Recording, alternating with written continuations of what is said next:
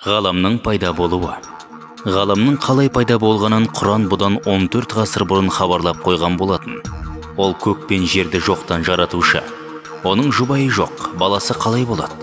Ол әр нәрсені жаратты, және ол нақ нәрсенің бәрін біледі. 6-шы сүренің 101-ші аяты осылай дейді. Адамзатқа түсірілген бұл білімді қазіргі заманғы ғылымның жаңалықтары толықтай растап отыр.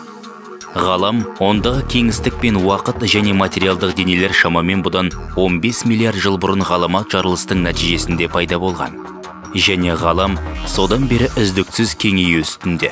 Астрофизика анықтаған бұл тартпас фактілерден кейін ғалымдар ғаламның қалай пайда болғаны туралы осындай тұжырым жасап отыр. Ғаламның кеңеюі. 14 ғасыр бұрын адамдар астрономия ғылымы туралы ештеңе білмеген уақытта ғаламның үздіксіз кеңейіп жатқаны туралы хабар түсірілді. 51-ші сүренің 47-ші аятына назар аударайық. Біз аспанды құдірет күшімізбен орнаттық, және біз оны кеңейтеміз.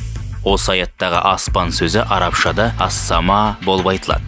Және ол Құранның көптеген аяттарында ғарыш немесе ғалам мағынасында қолданылады. Мысалы, біз оны кеңейтеміз деген сөйлем араб тілінде былай айтылады.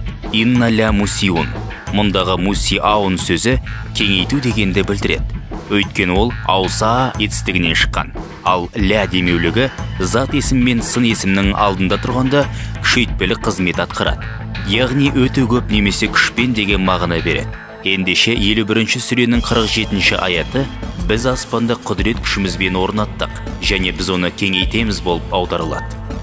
Ал ғаламның пайда болуына қатысты бүгінгі астрономия ғылымы жасаған қорытынды Құран арқылы түсірілген мәліметке толық сәйкес келеді. Көктің жаралуы туралы тағы бір Құран аятын мысал етейік. Ол 21-ші сүренің 30-шы аяты. Көктер мен жердің біртұтас болғанын, біз оларды бөліп, тірі нәрсенің барлығын судан жаратқанымызды иланбайтындар қалайша көрмейді? Қалайша олар иланбайды? Мұнда біртұтас болып аударылған сөз түпнұсқада ратк. Ол араб тілінде бір-бірімен ажырағысыз, кіріккен, бөлінбес деген мағына береді. Және бөлінбейтін біртұтас бүтінді құрайтын екі субстанцияны сипаттау үшін қолданылады. Бөлдік деген етістік арабшада фатк болып айтылады. Бұл сөзді арабтар қағайырылу, бөліну және бұрын ратк болған, яғни бөлінбес бүтін болған нәрсенің сыртқа кенет жарылуын білдіру үшін қолданады.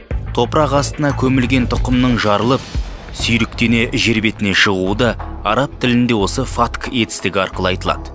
Енді қайтадан жаңағы аятқа оралайық. 30-шы аятта әуелі жер мен көктердің бөлінбейтін біртұтас масса болғаны, яғни ратк күйінде болғаны айтылады. Сосын көктер мен жер бөлінеді. Бұл процесс фатк етістігімен суреттеледі. Яғни олардың бірі екіншісін жарып сыртқа шығады. Расында ғаламның қалай пайда болғаны жайындағы бүгінгі ғылыми жорамалдардың мәнісі дәл осындай.